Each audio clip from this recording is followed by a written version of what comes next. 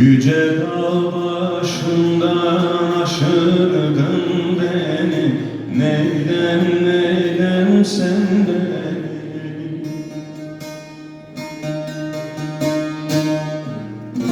Dönülmez yollara düşürdün beni, dağlara açma yara perişan.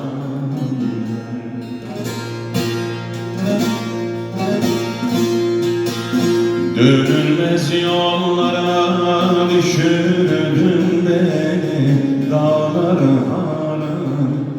açma yaramı perişanım ben.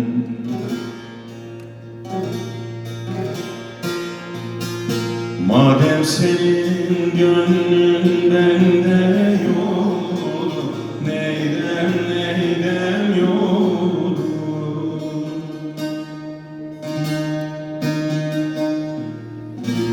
Niye doğru yoldan şaşırttın beni, dağlar kışmış, yolcum üşümüş, perişanım ben.